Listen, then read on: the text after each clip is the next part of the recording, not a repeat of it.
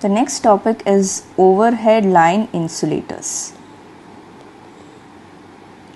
So power transmission, it can either be through overhead lines or underground cables. So we are talking about the insulators that we use in overhead lines. Okay. So once again, we will consider the transmission tower, and this is going to be, there is going to be a transmission line here. Okay. And this is going to continue like this. Now here at each and every transmission tower, there is going to be insulators which will act as a barrier between the transmission line and the transmission tower. Okay. So in this way, the tower will not come in direct contact with the line, right? It will basically form a short circuit to the ground, right? From the transmission line through the transmission tower, the current can flow. So that is why there is going to be insulators here. Now what are the characteristics of the insulators? What do we want? What is the property of the insulators? So one obvious property is it has to have a very high electrical resistance.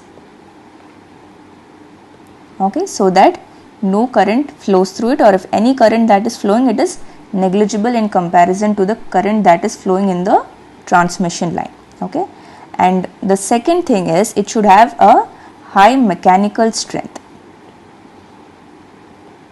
So these transmission lines, they have a length of kilometers, right? So they have a considerable amount of weight. So these insulators, they should have enough mechanical strength so as to bear that weight. Okay, so these are the desired properties of the overhead insulators. Types of insulators. So the first type is called as the pin type insulator.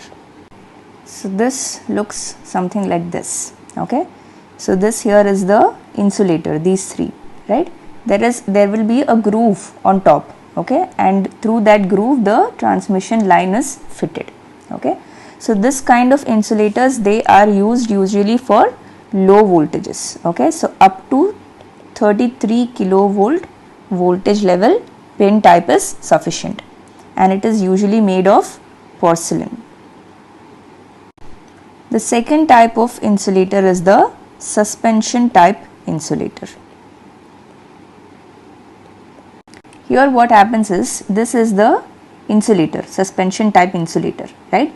And it is called suspension type because the transmission line, it is being suspended by means of this insulator. Okay, so that's why it's called suspension type, and you can see a numerous number of discs here, right? So this number of discs is variable depending on the operating voltage of the transmission line.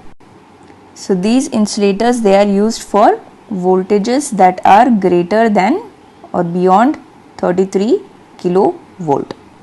Okay, and these discs that I told, these are made of porcelain again. Okay, porcelain discs.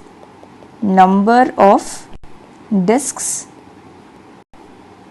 the operating voltage, right, of the transmission line. Now between each of the porcelain discs there is a metal link, right? They are connected by means of metallic links. Discs are connected to each other by metal links. Okay, so one major advantage of this is, if any of the disc is damaged, then that disc can be removed and replaced very easily. Okay, so that is one advantage. Damaged discs can be independently replaced in case of damage. Another advantage is, in case of winds, what is going to happen if there was no suspension type insulator? This transmission line would have been connected at this point, right? So at the point of attachment there would have been mechanical tension, mechanical stress. But here what is going to happen? The stress is going to be here, while this strain, the suspension insulator and the transmission line are going to sway together, right? So there will be less stress on the point of contact with the transmission line. So the power conductor and suspension insulator swing together with the wind. So lesser strain at the point of attachment.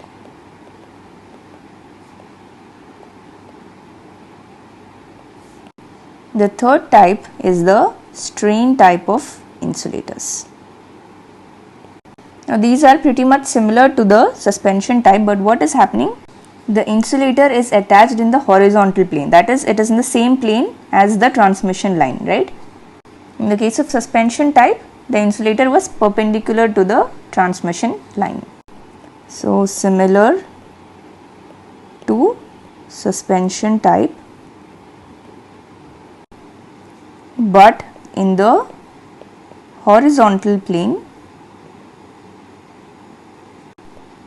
unlike vertical plane in suspension type,